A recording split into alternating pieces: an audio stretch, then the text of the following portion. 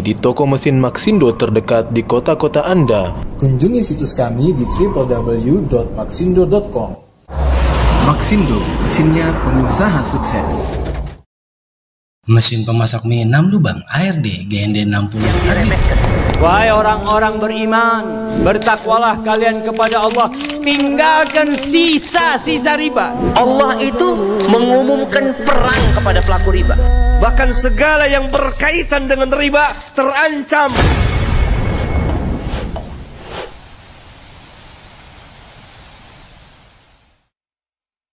Assalamualaikum warahmatullahi wabarakatuh. Nah. Para pemirsa Niaga TV yang berbahagia.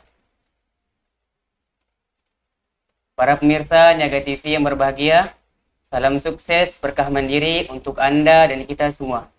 Alhamdulillah, kita berjumpa dalam acara kesayangan kita, Ngeri Banget Bincang Riba dan Real Solusi. Bersama saya Muhammad Syafitra Akbar, selaku host pada acara kali ini. Dan Alhamdulillah, tengah-tengah kita telah hadir Bapak Taufik selaku narasumber pada acara kali ini. Beliau founder RCC Riba Crisis Center. Assalamualaikum Ustaz. Assalamualaikum Syafitra. Gimana kabarnya Ustaz? Alhamdulillah khair. Senang sekali rasanya Ustaz bisa hadir dan berkenan untuk memberikan pencerahan pada acara kali ini. Ya, saya juga senang bisa ada di tengah-tengah pemirsa Niaga TV hari ini. Para pemirsa Niaga TV yang berbahagia, edisi kali ini kita akan berbicara seputar riba. Semoga perbincangan kita membawa banyak manfaat dan motivasi serta inspirasi bagi masyarakat Indonesia. Tidak panjang kata-kata lagi, kami persilakan kepada Bapak Taufik untuk memberikan pembahasan tentang riba. Silakan Ustaz. Baik, Hina Syafitra dan pemirsa Niaga TV dimanapun berada, juga barangkali teman-teman dari Riba Crisis Center ya, dan Indonesia Tanpa Riba. Jadi ini adalah tayangan perdana untuk Ngeri Banget ya Mas Syafitra. Jadi temanya ngeri banget, dan kalau memang katakanlah kita mau relasikan dengan apa yang tengah terjadi, memang riba itu yang ngeri banget kan. Cuma kita hari ini dan kedepannya akan lebih banyak bicara soal solusinya nih Mas Syafitra. Ya, jadi berkaca dari pengalaman Riba Crisis Center selama hampir 10 tahun gitu ya, 1 dekade, kita melalui banyak ya hal-hal yang menjadi problematikanya, lalu kemudian kami membuat pola yang mudah-mudahan pada kesempatan malam hari ini kami bisa membagi solusi itu kepada kaum muslimin gitu ya. Karena memang kalau bicara riba nih Mas Syafitra, ini sesuatu yang sampai hari ini boleh jadi ketika ditanya apa solusinya orang masih gagap ya, masih bertanya juga ya apa solusi itu kan. Jadi secara taktis barangkali belum bisa terjawab gitu kan. Kita berharap dengan apa yang terus kita lakukan di Riba Crisis Center gitu ya, itu semua nantinya akan bisa diberikan jawabannya gitu ya, bahwa kalau mau bebas riba tinggal lakukan ini ya, ini gitu ya. Jadi nggak perlu lagi kebingungan. Jadi pada kesempatan malam hari ini kita akan membahas ya pertama kali tentang ya bagaimana bisa bebas riba sekarang juga dan bebas riba seumur hidup. Dua hal yang saya kira sebetulnya kalau kita bicara riba kan ya nggak perlu dibuat kurun waktu sekarang ataupun nanti ya, namanya kaum orang-orang yang beriman kan ayatnya jelas. Ya ayyuhallazina amanu wazzaru ma baqiya minar riba wattaqullah, dimulai dengan bertakwalah kepada Allah, dipanggil orang yang beriman, lalu dikatakan bertakwalah kepada Allah. Wazzaru ma baqiya minar riba, tinggalkan riba, sisa-sisa riba gitu ya. Jadi ketika kita beriman dan ketika kita ya kemudian atas keimanan itu kita meningkatkan ketakwaan gitu ya, buat yang lalu memiliki kebutuhan ya sudah jangan lakukan gitu ya. Jadi kan selama ini kita tergoda oleh ya katakanlah kemudahan-kemudahan dalam meminjam gitu ya, lalu kemudian merasa diri ini uzur karena sebuah kebutuhan, kita lalu ya bertransaksi riba ya. Jadi atas dasar keimanan tadi, kemudian dengan ketakwaan yang kemudian ya diperintahkan untuk ya bertakwa, setelah beriman diperintahkan bertakwa, maka wazzaru ma baqiya minar riba, tinggalkan riba, tinggalkan sisa-sisa riba. Ya, jadi kalau Mas Syafitra ditanya, ya dikatakan begini, Mas Syafitra jangan lagi melakukan riba, gitu ya. Ya tentu Mas Syafitra akan katakan, oh terus gimana? Saya butuh ini dan itu. Itu yang sekarang terjadi secara umum, gitu ya. Makanya pertama kita akan memetakan persoalan riba ini kepada dua segmen. Ya, jadi pemirsa Niaga TV, persoalan riba memang mengkerucut pada dua segmen ini. Pertama, kita mengkategorikan kepada orang yang sudah terlanjur dulu, gitu ya. Jadi orang-orang yang sudah terlanjur riba, maka dia menjadi penderita riba. Kita tidak katakan lagi sebagai korban riba, tidak. Mereka adalah penderita riba karena dalam urusan ini ya tidak ada korban yang secara sadar kemudian dia memasuk di dalam sebuah kejahatan. Kira-kira gitu lah. Jadi ini berkaca dari sebuah hadis. Kalau kita bicara hadis riwayat Muslim yang berkata tentang bagaimana Allah melaknat dan Rasulullah melaknat. La'ana Rasulullah kepada siapa? Kepada akila riba, kepada yang memakan riba, kepada kreditur. Lalu kemudian yang kedua, wa mukilahu, kepada yang memberikan, ya, kepada debitur yang memberikan riba. Jadi dalam hal ini gitu ya. Kenapa disebut penderita riba? Ya karena mereka secara sadar ya sadar ataupun tidak sebetulnya ya memang menjadi bagian dari perbuatan itu. Jadi termasuk di dalam kejahatannya. Kalau kita bicara maksiat ini semua memang dihukumi sama di dalam dosanya, kan begitu, termasuk yang mencatat dan yang menjadi saksinya. Jadi kalau sudah terlanjur, solusinya apa? Kan begitu. Ya, jadi segmen yang pertama kepada yang sudah terlanjur. Kemudian segmen yang kedua baru kita bicara kepada yang punya kebutuhan. Jadi dia belum bertransaksi riba, tetapi dia punya kebutuhan. Ya, jadi dua hal ini yang akan kita bahas secara global. Karena kalau kita mau bicara bebas riba, ya kepada dua segmen inilah sebetulnya kalau bicara potensi riba itu akan terjadi. Ya, pertama kepada yang sudah terlanjur itu, ya secara umum hari ini kita memang hidup di tengah sistem ekonomi hutang. Ya, jadi sistem ekonomi hutang pun kemudian kita identikan dan kita singkat menjadi setan ya, sistem ekonomi hutang. Ya, kita singkat setan karena memang ini setan itu juga sebuah kata dalam bahasa Arab yang diartikan kan jauh dari rahmat Allah. Ya, syutun gitu ya, jauh dari rahmat Allah. Termasuk juga kalau kita bicara riba, laknat itu artinya jauh dari rahmat Allah gitu ya. Jadi ini identik nih. Makanya kita gunakan istilah itu terus ya. Jadi sistem ekonomi hutang hari ini membuat ya setiap orang kemudian ditawarkan terus untuk berhutang. Jadi yang tadinya merasa nggak punya keinginan terhadap sesuatu, dipromosikanlah sesuatu itu sehingga dia merasa butuh. Padahal dia belum mampu gitu ya. Jadi akhirnya banyak orang terperangkap di dalam jeratan hutang yang sistem ekonomi hutang itu membuat hutang ini bukan hutang yang tanpa pamrih. Ya, jadi orang berbisnis dengan cara menghutangi, lalu kemudian mengambil untung dengan cara riba. Diambillah ribanya kan begitu. Sehingga ketika hari ini kemudian banyak orang yang ya secara instan ingin memiliki sesuatu dengan cepat gitu, akhirnya tergoda untuk mengambil itu. Ya, sehingga akhirnya banyaklah para penderita riba ini yang sudah terlanjur. Nah, kepada yang sudah terlanjur ini kita memberikan yang disebut dengan amar. Ya, amar itu atau artinya kan perintah, tapi itu adalah singkatan dari advokasi melepas riba. Ini kepada yang sudah terlanjur. Ya, karena pemirsa Niaga TV dimanapun berada, kita punya hak untuk tidak bayar riba. Ini yang harus terus kita sosialisasikan. Termasuk kita ada di dalam segmen acara yang mudah-mudahan secara rutin juga akan mengkampanyekan terus. Termasuk juga nanti kita akan banyak berbicara tentang kasus-kasus yang mungkin sudah ada di masyarakat kita. Nanti mungkin secara interaktif juga bisa kita berikan kesempatan supaya pertanyaannya bisa langsung kita jawab juga. Ya, jadi kepada orang-orang yang sudah terlanjur itu, kita punya hak tidak bayar riba. Ya, hak itu hadir atau datang dari ya tentu konstitusi negara kita ini. Ya, makanya pendekatannya memang harus pendekatan hukum. Kita membela hak-hak konstitusional kaum muslimin terhadap hak tidak bayar riba. Dari mana datangnya? Ya, dari pasal 29 Undang-Undang Dasar 1945, pasal 1 dan 2 sudah sangat jelas yang menyebutkan bahwa negara berdasarkan ketuhanan yang Maha Esa. Ya, pasal 1. Kemudian pasal 2-nya bahwa negara menjamin keyakinan ya tiap-tiap penduduk untuk melaksanakan keyakinan agamanya itu. Nah, keyakinan beragama kita sudah dilisensikan dari Majelis Ulama Indonesia. Nah, Safitra tahu tidak tentang fatwa ulama yang terbit sejak 2004? Tahu. Ya, itu tentang sebetulnya bunyinya ya tentang haramnya praktek pembungaan. Ya, jadi keyakinan kaum muslimin yang dilisensikan oleh otoritas ulama negeri ini ya menjadi pintu masuk terhadap bahwa negara harusnya hadir menjamin warga negara untuk kalau tidak melakukan riba karena ribanya sudah kemudian disupport oleh sistem ekonomi hutang tadi, ya mau tidak mau adalah kepada wa mukilahunya, kepada yang debiturnya nih.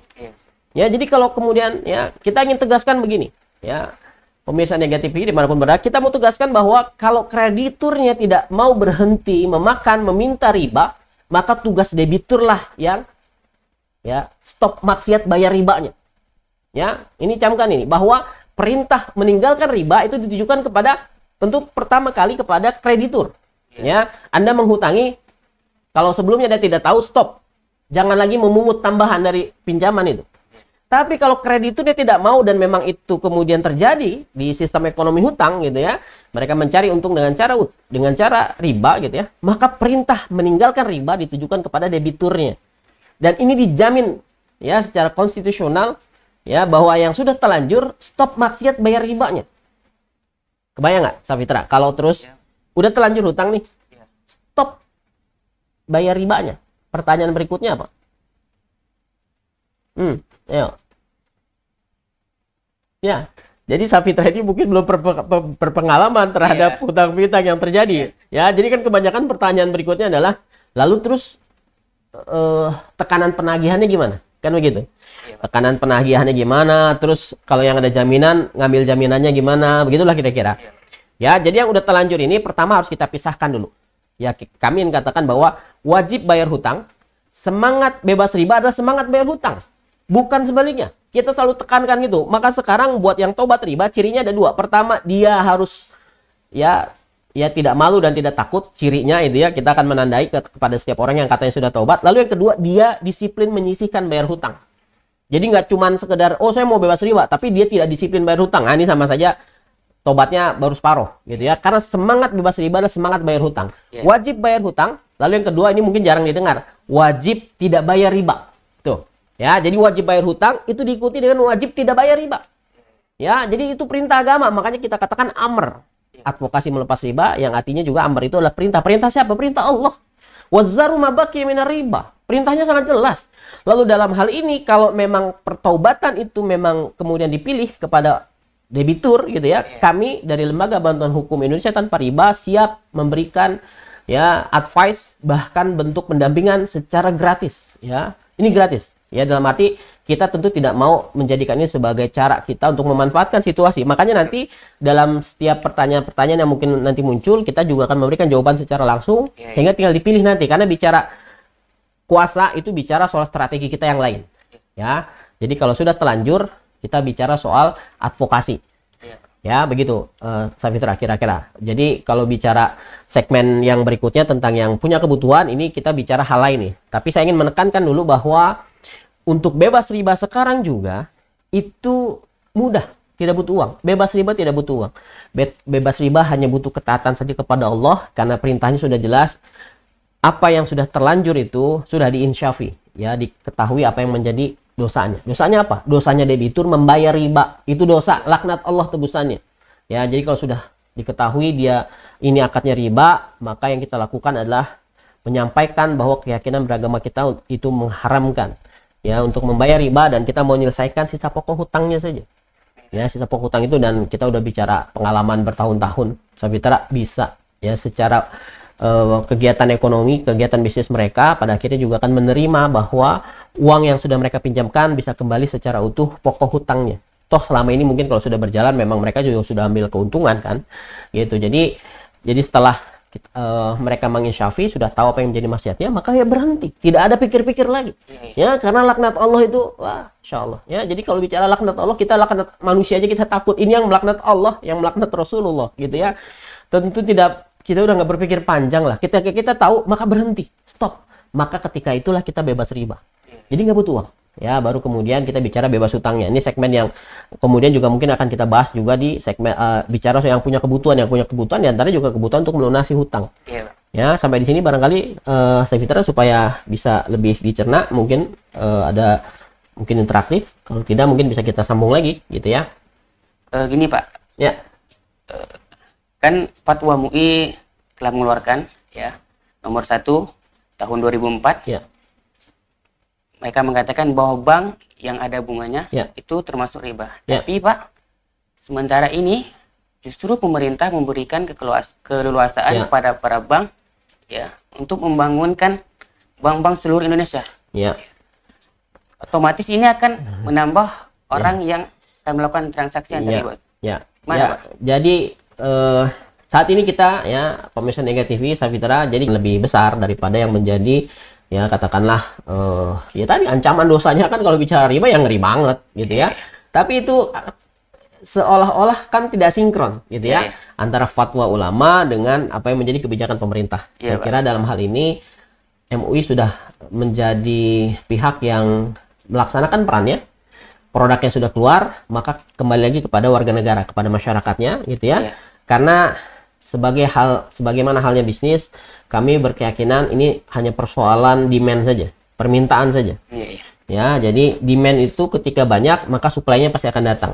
Maka kalau kita bicara kenapa pemerintah belum bisa katakanlah ya menunjukkan keberpihakan terhadap keyakinan ini, ya karena memang warga negaranya yang belum menunjukkan secara serius. Ya, kita sebagai warga negara belum menunjukkan betul-betul keseriusan bahwa kita ingin meninggalkan riba. Padahal kita dengan mayoritas muslim terbesar ya Pak, di dunia. Kita negeri mayoritas muslim nomor 1 ya. Indonesia kemarin 2023 sekitar 240 juta jiwa muslim di Indonesia. 80,7% muslim Indonesia. Ya. Dan, tapi belum bisa meninggalkan riba ya Pak. Iya, dan umur fatwanya kan 20 tahun. Tahun 2024 ini kan, persis 20 tahun. Gitu, Safitra. Mungkin Bapak bisa memberikan gimana contoh dari riba itu Pak, riba sendiri. Baik, jadi kalau kita bicara yang tadi apa namanya saya uraikan, jadi kalau kita bicara kemudian apa bentuk-bentuk riba, kami sudah mulai memetakan nih Safitra. Jadi sudah lebih mudah lagi supaya semuanya tercapture. Jadi kalau yang selama ini mungkin kita bahas atau mungkin kita dengar dalam pembahasan riba, yang muncul kan mungkin bentuk-bentuk riba yang kalau kita bicara produk apa komoditi riba, lalu kemudian muncul ada namanya riba fadl, riba nasiah begitu ya. Tetapi secara luas kemudian kita lupa bahwa ternyata ada riba imateri loh yang justru dosanya jauh lebih besar. Riba yang paling riba. Seperti apa itu Pak? Jadi yang menciderai kehormatan kaum muslimin. Jadi kalau bicara hadis dalam sebuah riwayat hadis riwayat Tabrani itu bicara soal 72 pintu riba. Yang paling kecil zina dengan ibu kandung. Dosanya zina dengan ibu kandung. Tetapi tidak disebutkan apa bentuknya. Ya, bentuknya apa? Tapi bobot dosanya dikatakan seperti zinanya dengan ibu kandung. Lalu kemudian pintu yang paling besar adalah menciderai kehormatan. Nah, makanya kita kemudian meng-capture bahwa potensi riba itu timbul dan terjadi pada relasi yang muncul dari orang dan uang. Pertama, orang dengan orang. Ini bicara kehormatan yang tadi, yang nomor 1. Yaitu sering dilupakan, kadang-kadang malah disepelekan. Padahal ya kehormatan itu begitu dijaga oleh Allah begitu ya antara sesama umat Islam. Betul-betul jangankan untuk ya kalau kita bicara salah satu bentuknya misalkan bahwa berprasangka itu sedusta-dustanya ucapan. Ya, Safitra kan hadis itu dikatakan bahwa prasangka itu kan masih di kepala kan? Iya, Pak. Prasangka itu masih di kepala tapi dihukumi sebagai sedusta-dusta ucapan. Seolah-olah sudah sampai ya. Itu bahkan untuk berprasangka saja kita betul-betul dijaga supaya tidak terjadi. Ya, karena biasanya kalau dari prasangka lalu muncullah tajasus gitu ya, mencari-cari aib gitu ya. Atau dari prasangka tadi muncullah persepsi yang buruk sehingga ketika orang lain melakukan sesuatu dipandangnya buruk saja. Ya, makanya ada fungsi tabayun dan seterusnya. Jadi memang bagian ini sering dilupakan. Jadi relasi orang ke orang itu bicara soal kehormatan. Nah, kemudian relasi dari orang ke uang. Nah, ini bicara soal yang hari ini kita temui, lembaga keuangan itu memang muncul ya dari relasi antara orang ke uang. Ya, tentang investasi yang kemudian berpotensi riba gitu ya, tentang simpan pinjam yang berpotensi riba gitu ya. Lalu yang ketiga, relasi antara uang dengan uang. Nah, di sini kita bicara komoditi riba yang ada 6, lalu kemudian dikelompokkan secara sebab ada 2 kelompok, yang satu dikategorikan sebagai alat tukar yaitu emas dan perak, itu masuk mata uang kita. Yang pertukarannya ketika antara rupiah dengan rupiah sesama jenis atau emas dengan emas, maka dia harus mempersyaratkan 2, tunai dan tidak boleh ada selisih.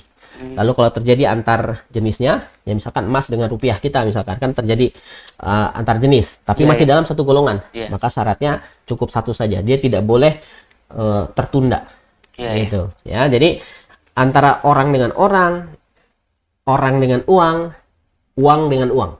Ya, jadi itu bicara soal kalau tadi orang dengan uang, kita bicara bagaimana asar dari Umar bin Khattab menyampaikan jangan masuk pasar kami kalau yang belum paham fikih, kan begitu?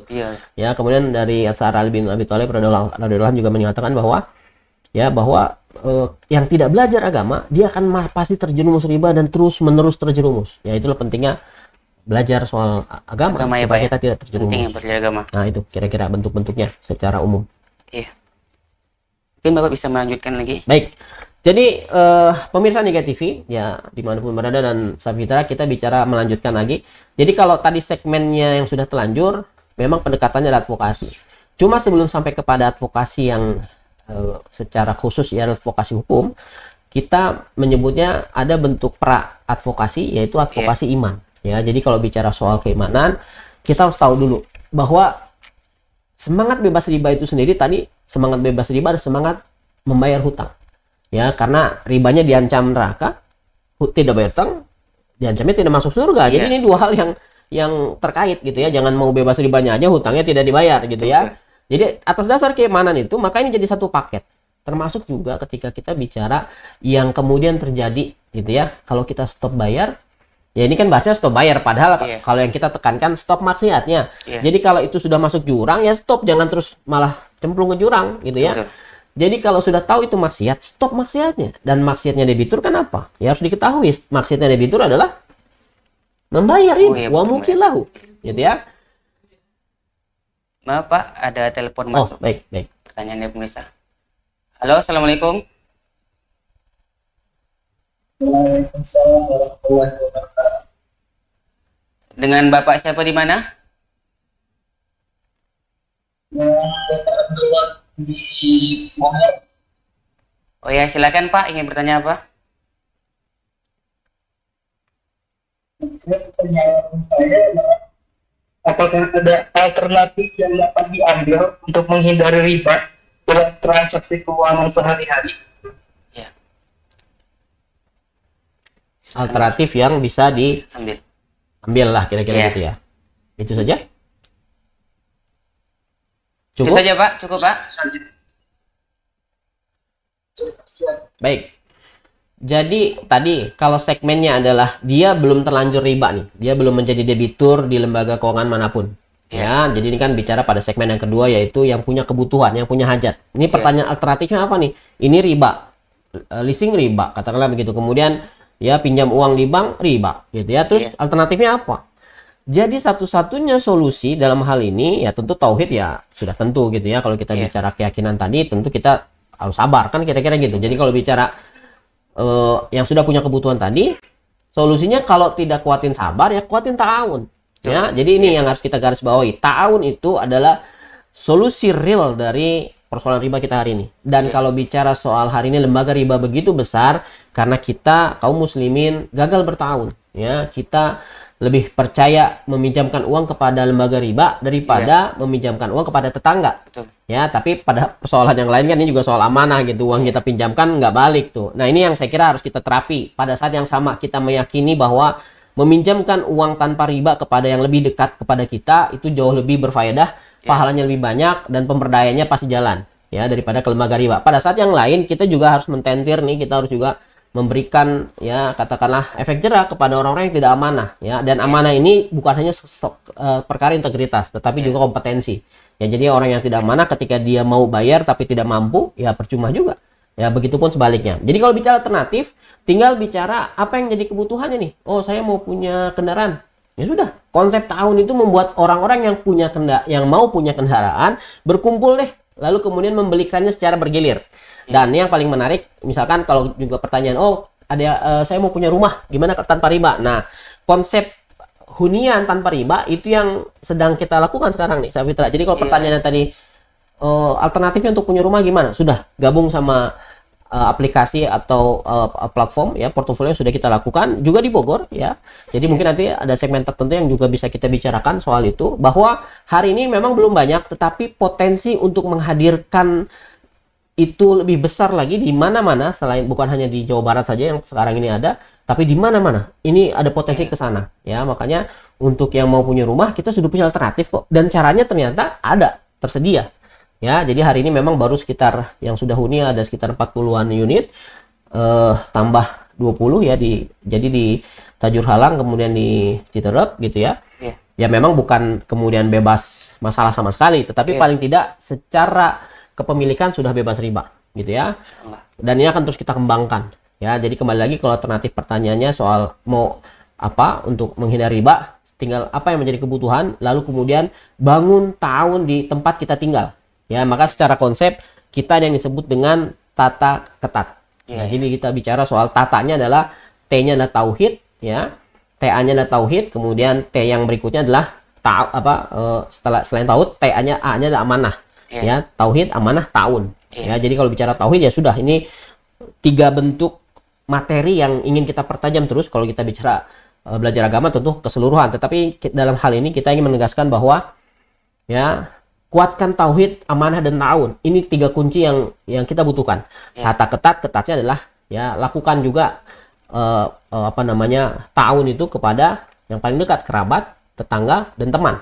Jangan lompat-lompat kemana-mana. Yang hari ini terjadi karena musimnya medsos, kebayang nggak, Safitra? Ada orang yang mau cari pinjaman, yang tinggalnya katakanlah di Surabaya, dia cari pinjaman ke Depok. Jauh banget. Gitu ya. Kan pertanyaannya kan, memang yang dari Surabaya ini, kerabat, tetangga, dan temannya kemana? Iya, betul. Kalau yang ketiga unsur ini dia aja nggak percaya, apalagi kita yang jauh yang nggak kenal sama sekali kan gitu. Makanya ini bukan semata-mata kita pelit, nggak. Dulu di awal-awal ketika orang butuh kita langsung kasih. Nah itu udah ini ya. Tapi dalam memenangkan konsep, karena ini penting sekali, lakukan itu kepada yang paling dekat sama kita, kerabat, tetangga, dan teman. Gitu, orang yang paling dekat. Orang yang paling dekat.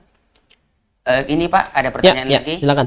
Assalamualaikum Ustadz, hutang memang benar-benar candu. Awal mula 1 lubang sampai banyak lubang, akhirnya terjerumus. Saya mau tanya, jika meminjam stop bayar riba dan belum bisa membayar, pokoknya bagaimana Ustadz? Ya, nah inilah bentuknya interaksi itu. Kalau ada pertanyaan kan mengingatkan materi juga. Karena tadi kalau bicara, pertama bebas ribanya kan sudah, stop maksiat bayar ribanya. Kami akan bantu dalam hal tekanan, dalam hal pengamanan aset kalau memang ada aset gitu ya. Dan itu confirm ada hak tidak bayar riba. Lalu ada hak yang kedua. Hak yang kedua itu bicara bahwa orang yang tidak mampu bayar hutang, itu bukan kejahatan. Ya, asal memang tidak mampu. Nanti kan memang ada yang tersendiri ya. Tapi sebelum menjelaskan soal itu, saya ingin tadi soal candunya nih. Ya, saya ingin tegaskan bahwa sebetulnya persoalan kita di awal ketika pertama kali berhutang itu karena kita tidak bisa membedakan antara kebutuhan dengan keinginan. Ya, kalau kita bicara rumah adalah kalau kita belum punya uang, ya kalau bicara punya rumahnya ya masih keinginan. Karena rumahnya, tapi rumahnya iya kebutuhan. Tapi kan nggak harus punya dulu. Betul. Kita bisa sewa, gitu kan? Artinya ini saya kira di awal terjadi pintu hutang terbuka karena kita tidak bisa membedakan itu. Maka untuk menegaskan bagaimana sesuatu itu dikatakan butuh atau hanya ingin ketika kemampuan itu kita miliki. Jadi kalau tidak mampu, sabar. Kuncinya di situ. Kalau belum mampu, maka belum butuh. Kira-kira gitulah.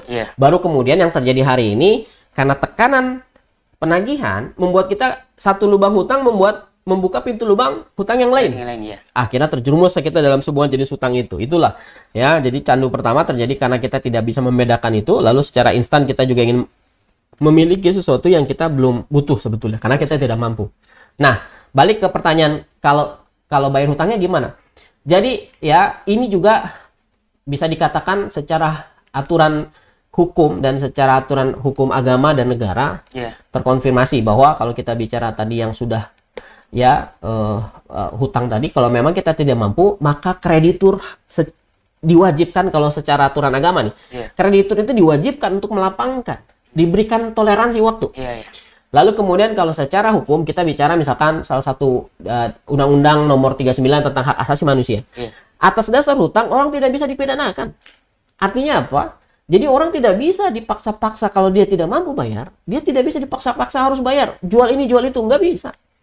Ya, dan hari ini terjadi, dan hak ini kebanyakan orang belum tahu. Orang kalau sudah merasa berhutang, lalu memang kemudian ini hal yang baik lah. Ya, tetapi kalau memang tidak mampu, pihak kreditur itu tidak bisa paksa-paksa. Tapi kalau ada perjanjian, Ustadz, kayak surat itu gimana Ustadz? Makanya perjanjian itu kan tidak tuntas sebetulnya kalau bicara sebutannya wan prestasi kepada orang yang tidak bisa memenuhi pembayaran. Tapi pada saat yang lain, lawannya wan prestasi itu adalah perbuatan melawan hukum. Dan perbuatan melawan hukum itu dilakukan oleh yang membuat perjanjian, ya memang secara, ya tadi wan prestasi memang tidak bicara soal dia mampu atau tidak mampu. Dia hanya bicara, oh tidak terpenuhi lah. Tapi kita bicara norma hukum yang kemudian juga aturan lain, ya yang bicara tadi soal dia tidak mampu membayar. Ya, maka balik lagi, ketidakmampuan bayar itu adalah yang menghadirkan hak buat yang bersangkutan untuk menyampaikan ketidakmampuannya tadi, lalu dia bisa membuat komitmen kepada kreditur, ya seperti apa cara dia membayar, ya pada saat ini tidak mampu mungkin dikurangi, ya makanya sebetulnya ada restrukturisasi dan yang lain-lain. Hanya masalahnya ini tidak terkawal saja, ya karena tadi sistem ekonomi hutang membuat kalau ini semua melakukan hal ini kan mau tidak mau ras juga, ada ras dari sisi lending ya di lembaga keuangannya. Kalau terus orang yang sudah pinjam lalu kesusahan bayar ditoleransi, ya bisa-bisa bangkrut bisnis mereka. Ya itu kan yang nggak mungkin, yang tidak ingin terjadi. Ya makanya kembali lagi kami hadir untuk menjamin hak tidak bayar ribanya. Lalu hak, ya ini bicara hak ya bicara keadaan ya, bahwa yang tidak mampu bayar hutang ya itu tidak bisa dipaksa-paksa bayar. Syaratnya tadi memang dia tidak mampu, dan kami punya semacam gambaran lah, ini seseorang ini dianggap mampu atau tidak mampu bayar. Kita juga bisa ini sendiri ya, kita bisa menilai juga dengan parameter yang kami buat gitu. Safitra ya, mungkin yang bertanya. Ustadz, ini ada pertanyaan lagi Ustadz dari Carolina Ferdinandus.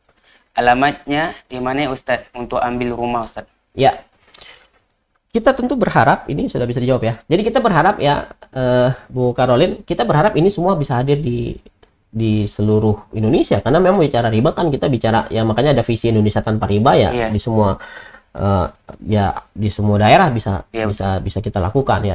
Cuma sementara ini memang baru di Bogor saja ya, spesifik di Tajur Halang. Kalau memang ya nanti mungkin ada sekali lagi ke depan, karena ini bicara solusi gitu ya, jadi bicaranya bincang riba dan solusi gitu ya.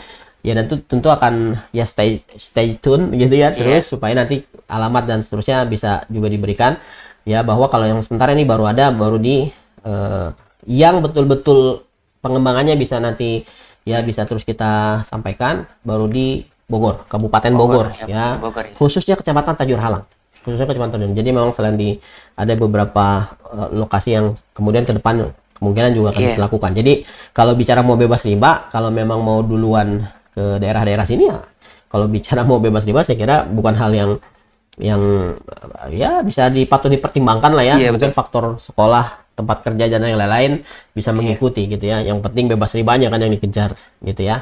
Itu barangkali jawabannya. Mitra. Ya mungkin Ustadz, apakah setiap riba dalam bentuk apapun diharamkan secara mutlak Ustadz? Iya, saya kira ini jawaban ya praktisi komunitas anti riba lah ya. Karena begini Safitra, kalau kita mentoleransi sesuatu yang pertama ini sangat jelas, nasnya sangat jelas, lalu kemudian ini bicara soal ini kan muharram likasbihi ya, haram karena perbuatan. Jadi kalau bicara muhalam lizatihi, di situ ada haram karena zatnya, ada toleransi yang ketika bicara nggak ada makanan lain, boleh makan yang diharamkan, itu karena zatnya. Tapi riba ini haram karena perbuatan, yang berhentinya ya tidak melakukan ya. Jadi dan opsi-opsi pengganti banyak sekali ya kan. Kalau bicara riba itu kita bicara satu bab larangan saja, dan yang dilarang itu cuma 3 hal ya. Jadi kalau mau malah itu kan bicara apa yang diharamkan saja yang kita belajar, dan itu sangat sedikit ya. Kita tinggal bicara satu babnya riba, satu bab yang lain ada kezaliman, satu bab berikutnya adalah soal goror ya. 3 bab itu yang kita pelajari. Jadi kalau bicara mutlak, saya yang katakan lepas ya, nanti kembali lagi pertanyaan itu mungkin bisa ditanyakan kepada Ustadz. Tapi ini jawaban praktisi lembaga bantuan hukum tentang soal ini. Kalau kita toleransi, ini jawaban praktisinya bahwa ya sebagai praktisi yang saya katakan, maka untuk mencapai solusinya kita akan kesusahan. Sangat sulit. Akhirnya akan berbentur-benturan. Padahal solusi itu akan datang ketika kita meninggalkan yang dilarang secara mutlak juga. Ya, apalagi tadi ini larangannya ngeri banget. Lalu yang menjadi alternatif juga banyak. Ya, sebagai gambaran tadi, solusinya kan tahun. Lalu kemudian ada yang mentoleransi karena uzur, saya ingin ke lembaga riba. Ya, maka yang menjadi tahunnya nggak akan jadi itu. Ya, kuncinya tahun. Kalau nggak kuat, sabar, kuatin tahun. Nggak ada makanya toleransi untuk yang lain. Lembaga riba, enggak. Transaksi riba, enggak. Ya, kalau dengan cara itu, akhirnya membuat yang tahun ini akhirnya nggak jadi-jadi. Ya, itu kira-kira. Jadi saya ingin katakan jawabannya sebagai praktis ini. Ya, nanti kalau jawaban secara agama mungkin bisa ditanyakan kepada guru-guru kita. Jadi iya. Tahunnya seperti apa Ustaz? Ya tadi gambaran tahun itu kan saling tolong, kita saling bergantian. Ya, jadi kalau yang tadi bicara soal kepemilikan rumah, Iya, kalau konsepnya untungnya yang kita punya ini sudah ada stimulusnya nih, sudah ada rumahnya. Tapi kan kalau baru mulai ini yang agak pertanyaan nih. Kesabaran kita akan diuji. Ya, katakanlah ada 100 orang yang mau punya rumah. Nah, mungkin nanti ada simulasi. Kita bisa akan lakukan simulasi ini karena lahannya kan kita sudah ada juga. Jadi ada 100 orang yang punya rumah, lalu kemudian kemampuannya sebulan cuma 1 juta, maka dalam 1 bulan itu akan jadi 100 juta. Kalau kita mau membangun, itu akan jadi 1 atau 2 unit kalau tanahnya sudah dimiliki. Maka mau tidak mau kita harus sabar sampai ya secara bergantian rumah itu dibangun. Oh, lama dong? Iya, lebih baik lama memiliki rumah di dunia daripada mendapatkan hisab yang mengerikan di akhirat. Kira-kira gitulah. Dan ini harus tegas-tegasan. Kita udah nggak bisa lagi, oh iya, uzur. Enggak, udah ini harus tegas-tegasan. Toh solusinya juga udah mulai bermunculan kok. Ya, jadi kira-kira kayak gitu bentuk tahun ya. Ini terkait riba, Ustadz. Apakah riba itu ada pembagian-pembagiannya gitu, Ustadz? Iya, seperti yang tadi saya katakan. Jadi kita mulai dari komoditi riba, tapi relasinya yang ingin saya tekankan supaya mengcapture keseluruhan. Jadi relasi orang ke orang ini bicara kehormatan. Itu menjadi riba yang paling riba. Lalu kemudian relasi orang dengan uang ini kita bicara soal ya kita ya tadi ada atsar dari Umar bin Khattab, jangan masuk pasar atau jangan berbisnis kalau kita belum memahami ilmu agama. Karena ini berkaitan dengan uang, akan berkaitan juga dengan riba tadi. Lalu uang dengan uang, ya ini bicara komoditi riba yang kita harus belajar secara mendalam. Nah, solusinya buat yang belajar ngajinya jarang gitu ya, ngajinya kurang gitu ya. Dalam semua bentuk penawaran bisnis jangan terima dulu. Ya, jangan terima dulu sebelum kita mendapatkan keyakinan, mendapatkan jawaban tentang apakah ini ada yang terlarang atau tidak. Gampangnya begitu. Ya, jadi antara uang dengan uang kita bicara komoditi riba. Ya, bentuknya yang hari ini kita sih ingin menonjolkan. Hari ini kita berhadapan dengan riba qard yang paling besar dan dominan itu ya riba qard, riba dari pintu hutang.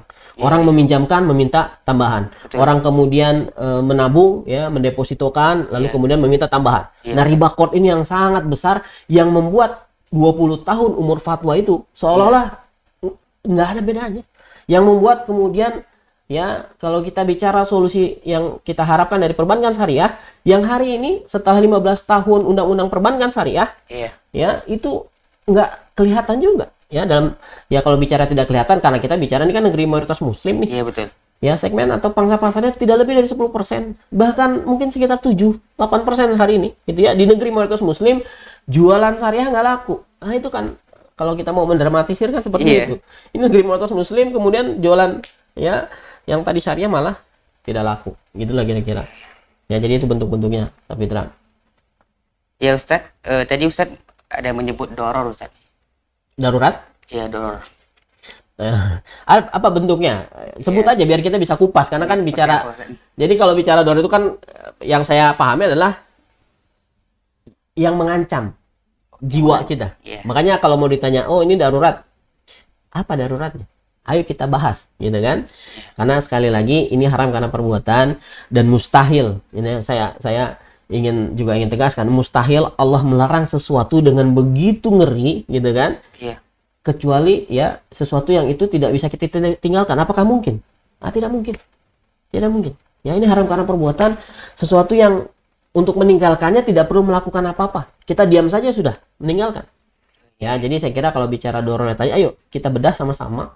Sekali lagi demi semata-mata kita ingin melahirkan lebih banyak lagi portofolio ya berkenan dengan solusinya kan, karena segmen ini bicara kita ya bicara solusi begitu. Jadi lebih spesifik nih apa daruratnya kan gitu. Iya ya Ustadz, makasih Ustadz. Ya jadi ada lagi pertanyaan? Kalau tidak mungkin kita bisa nyambung lagi. Ya silakan Ustadz. Baik. Lagi. Jadi bicara soal tadi kembali lagi nanti untuk yang sudah telanjur riba ini saya kira dan kami rasakan selama 10 tahun terakhir ini memang yang paling mendominasi ya pertanyaan-pertanyaan soal kemudian ya tadi bebas riba masih beranggapan butuh uang.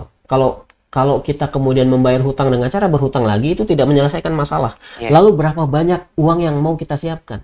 Ya, berapa banyak? Dan itu nggak akan pernah cukup. Dan uang dilawan dengan uang, ya kita sudah dari sisi itu saya kira kita sudah kalah telak gitu ya, karena mesin cetak uangnya kan sama mereka gitu ya. Jadi kalau kita masih berpikiran soal uang lagi, ya kita nggak akan pernah menang. Jadi kalau bicara bebas riba, nggak butuh uang kok. Dan yang sudah telanjur itu memang banyak sekali yang kemudian ya kita mendapatkan hari ini alhamdulillah kajian-kajian keislaman sudah tersebar luas, kemudian orang sadar dan tahu, oh ini sudah riba telanjur, lalu mau kemana. Makanya kemudian mungkin di segmen-segmen berikutnya kita akan membuka sebanyak mungkin pertanyaan-pertanyaan soal kebingungan kaum muslimin yang sudah telanjur tadi. Nggak perlu malu, hari ini kita bicara mau kembali taat sama Allah. Kalau memang caranya nggak tahu, ya sudah ditanyakan. Toh kami di dalam hal ini karena sudah concern dan fokus di situ, memberikan pula dukungan, ya, bahkan sampai memfasilitasi. Ya, kalau mau tobat, ayo, ya, kita sama-sama gitu ya. Dalam hal ini mudah-mudahan ini menjadi cara kami juga untuk mendekatkan diri kepada Allah. Mudah-mudahan kepada yang mau bertobat tadi, ya kita berharap ribanya bisa bebas hari ini juga. Nggak nunggu besok, bahkan nggak nunggu 1 detik ke depan, enggak. Kita nggak tahu umur kita sampai kapan. Kita nggak tahu kemudian bagaimana ketika kita masih membayar riba, lalu umur kita habis. Maka kita mati sebagai penderita riba. Kita mati sebagai orang-orang yang melakukan maksiat yang Allah benci. Ya, makanya ya kalau kita bicara tadi yang sudah terlanjur, kita akan ke depan terus, kita akan silakan membuka pertanyaan nanti yang membutuhkan pertanyaan-pertanyaan jawaban-jawaban terhadap apa yang menjadi masalahnya, silakan ditanyakan. Nah, ini kan saya kira akan jadi segmen yang sangat panjang. Mudah-mudahan nanti juga ada testimoninya gitu ya. Jadi kami sudah punya lembaga bantuan hukum yang concern dalam hal itu, bahkan ya karena memang kuncinya di advokasi gitu ya. Kita akan memenuhi ya pengadilan gitu ya sampai kepada Mahkamah Agung, Mahkamah Konstitusi terkait dengan hak ini. Kita harus punya undang-undang yang melarang. Karena sampai hari ini riba itu menjadi sesuatu yang tidak halal tetapi legal. Ya, karena belum ada keberpihakan, kehadiran negara. Ya, kembali lagi ke masyarakatnya. Ya, kita belum demand, kita belum kita tunjukin nih. Ayolah serius, ayolah kita sampaikan kepada ya dalam hal ini pemerintah gitu ya, wakil-wakil barangkali ini juga mendekati pemilihan gitu ya. Mudah-mudahan kita pilihlah wakil-wakil yang memang bisa menjalankan fungsi keterwakilannya sebagai negeri mayoritas muslim gitu kan. Nah, jadi dari sisi yang sudah telanjur, sudah, ayo nanti pertanyaan-pertanyaan itu kita kumpulkan, termasuk juga diantara ya strategi kami secara politik hukum gitu ya, kita ingin memenuhi Mahkamah Agung nanti dengan kasasi ya berkenaan dengan masalah ini. Karena nanti di sana akan ada direktori dan statistik yang akan diantaranya fungsinya secara formal, mudah-mudahan negara akan hadir. Karena sekali lagi yang hari ini kita ketahui dan kita lihat dari berita itu mungkin hanya sedikit sekali tentang drama yang timbul kepada mereka yang sudah terlanjur riba. Ya, banyak sekali yang belum yang belum bermunculan ya, karena media kan juga nggak mungkin secara porsi ya secara katakanlah semuanya dimunculkan, karena kan porsi-porsi yang lain juga harus ada. Makanya kami terpikir mungkin ada nanti TV khusus yang menayangkan itu semua karena sumbernya nggak terbatas tuh. Ya banyak sekali, nggak akan kehabisan bahan gitu ya. Nah, kemudian kita baru kemudian bicara yang punya kebutuhan. Nah, di fase inilah hari ini kami sedang konsentrasi supaya yang punya kebutuhan ini pun bisa mendapatkan sarana gitu ya. Makanya tadi kuncinya kuatin sabar atau kuatkan tahun. Ya, kuatkan tahun. Inilah yang lagi kita bangun. Makanya ya kami membecandai ya untuk membangun tahun ini kami sampai memberikan rumah loh, nggak main-main ya Sawitra. Jadi kalau dulu tuh tahun tuh kan terjadi antar ya katakanlah orang-orang yang punya kesadaran ini masih ya sudah dalam satu kawasan tetapi masih berjauhan. Ya sekarang kita ingin menerbitkan, kita ingin membangun tahun ini kepada yang sudah menjadi tetangga kita nih. Karena kan rumahnya sudah berdekatan. Dan ini menjadi challenge, tantangan ya. Karena pada saat awal itu kami punya namanya hunian tahun, kita sebut namanya hunian tahun. Mungkin kalau mau di Gmap hunian tahun tinggal dicari itu akan muncul di situ. Ya, ini kami mengorbankan secara nominal tidak sedikit. Hitungan saya itu lebih kurang 6 sampai 8 miliar yang kita tidak ambil untungnya, kira-kira begitulah. Supaya tahun ini bisa kita tunjukin. Supaya tahun ini bisa menjadi portofolio dan kita syiarkan ke seluruh penjuru negeri ya, bahwa dengan tahun kita nggak butuh lembaga riba, bahwa tahun adalah solusi yang hari ini kita butuhkan dan kita semua gagal tahun sehingga lembaga-lembaga riba itu semakin besar, semakin merasakan. Itu yang terjadi. Itu baik Ustadz, jazakumullah khair. Terima kasih atas sajian materi dan pencerahan ilmunya. Sebagai penutup, kiranya Ustadz bisa memberikan kesimpulan serta pesan kepada masyarakat Indonesia terkait tentang riba. Baik, baik. Ya, Safitra dan pemirsa Niaga TV dimanapun berada. Jadi salah satu yang membuat kami terobsesi lah untuk mensyiarkan gitu ya, karena kami merasa bentuk-bentuk solusi sudah ada kok. Ini tinggal mau atau enggak saja. Makanya kita akan banyak ya menggandeng media-media supaya syiarnya bisa semakin banyak lagi. Ya, kita ingin ini supaya lebih masif lagi, orang tahu, kemudian secara mapan juga ini bisa diterapkan, karena semakin kita melakukan itu berulang-ulang, maka yang menjadi solusi, betul-betul solusinya saya kira akan bisa kita dapatkan.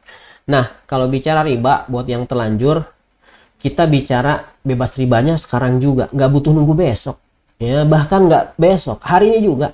Ketika keyakinan itu sudah kita miliki bahwa haram ya, wa mukilahu itu debitur membayar riba haram, dan haram itu keyakinan kita atas keharaman tadi itu melahirkan hak konstitusional, negara harusnya hadir. Kalau belum ya memang ya sekali lagi memang harus ada upaya untuk ke situ kan.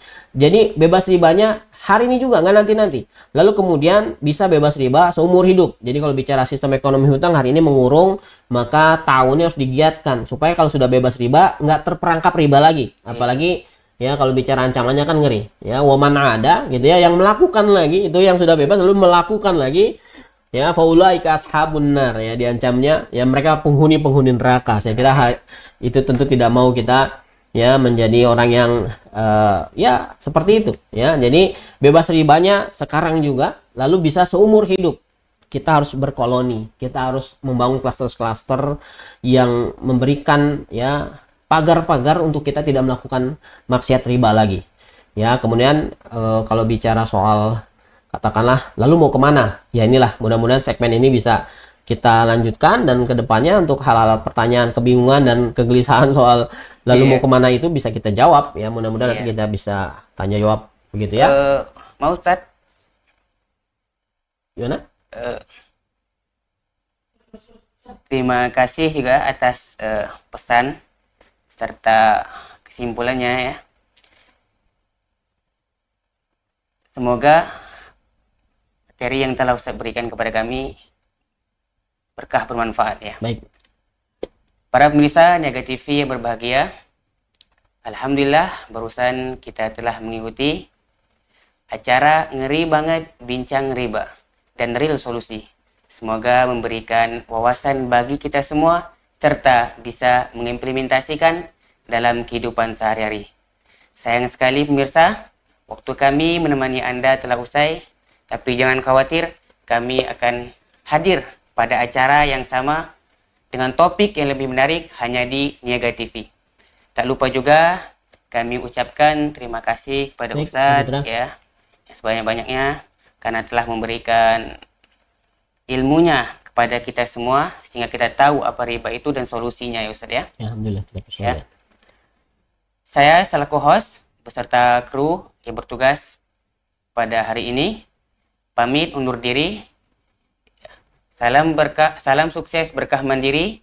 Assalamualaikum warahmatullahi wabarakatuh.